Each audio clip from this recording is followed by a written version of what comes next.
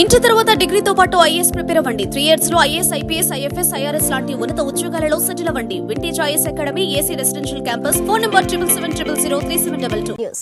ప్రకాశం జిల్లాలో వైసీపీకి షాక్ తగిలేలా ఉంది.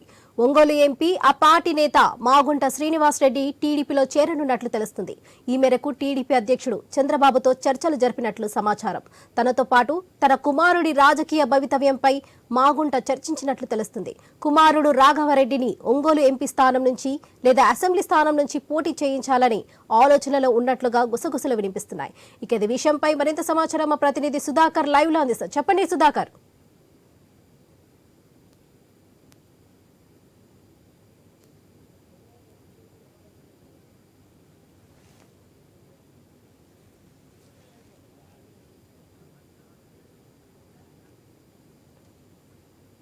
ప్రకాశం జిల్లాలో వైసీపీకి షాక్ తగిలేలా ఉంది.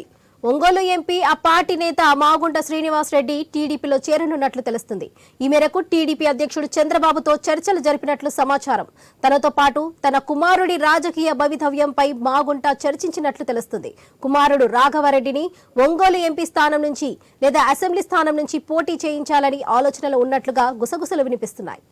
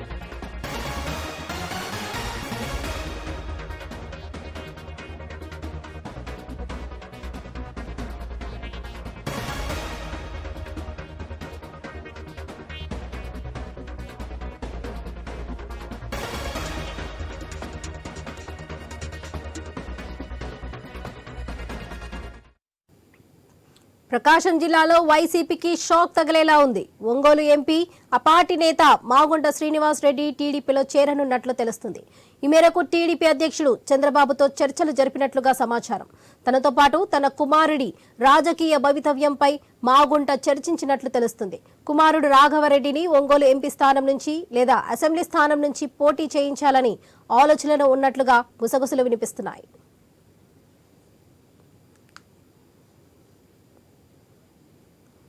ఇక ఇదే విషయంపై మరింత సమాచారం సుధాకర్ అందిస్తారు. చెప్పండి సుధాకర్.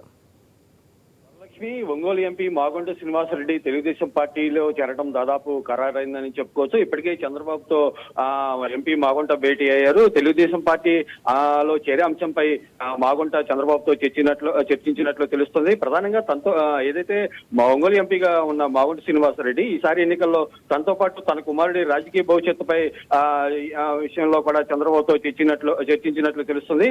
ఒంగోలు ఎంపీగా తనకు లేదా తనకు కుమారుడుకు సీటు ఇవ్వాలని చెప్పి మాగుంట శ్రీనివాసరెడ్డి చంద్రబాబును కోరినట్లు తెలుస్తుంది.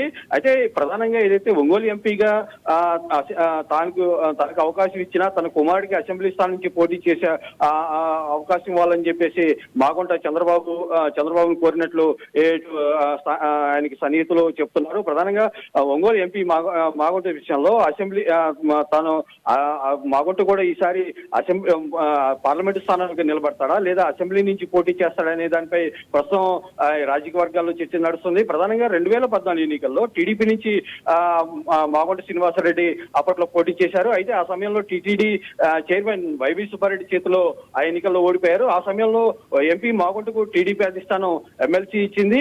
అయితే 2014 ఎన్నికల తర్వాత 10 సంవత్సరాలకు గ్యాప్ తర్వాత మరలా టీడీపీ లోకి మాగుంట శ్రీనివాసరెడ్డి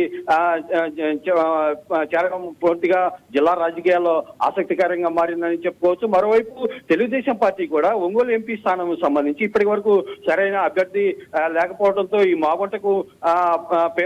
మాగుంటకు టీడీపీ అవకాశం ఇచ్చే అంశంగానే చెప్పుకోవచ్చు. మాగుంటకు కూడా ఈసారి టీడీపీ గౌరవమైన ఎంపీ స్థానం కూడా ఇచ్చే అవకాశం ఉందని చెప్పేసి ఆయన సన్నిహితులు చెప్తున్న పరిస్థితి. అయితే ఒంగోలు ఎంపీ మాగుంట శ్రీనివాస్ రెడ్డి పార్టీ మారడం మాత్రం ఇటు ప్రకాశం జిల్లాలో వైసీపీకి గట్టి షాక్ గానే చెప్పుకోవచ్చు. జిల్లాలో ఏదైతే సీనియర్ నేతగా ఉన్న మాగుంట శ్రీనివాసరెడ్డి ఇటు పార్టీ మారితే మాత్రం దీని ప్రభావం వైసీపీపై తీవ్ర ప్రభావాన్ని చూపిస్తుందని అయితే చెప్పుకోవచ్చు. అయితే ఇప్పటికే ఒంగోలు ఎంపీ సీటుకి మాగుంటకి కేటాయించాలని చెప్పేసి బాలినేని ఇప్పటికే పార్టీ వద్ద పట్టుబడుతూ వస్తున్నారు. అయితే వైసీపీ అధిష్టానం మాత్రం మాగుంట శ్రీనివాసరెడ్డిని వ్యవహారం మాత్రం పూర్తిగా పక్కన పెట్టింది.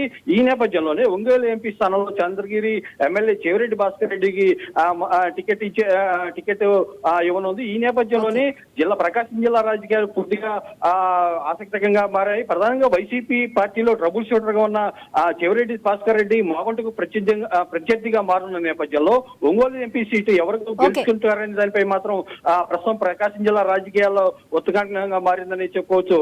Varalakshmi. Right Sudhakar, thank you.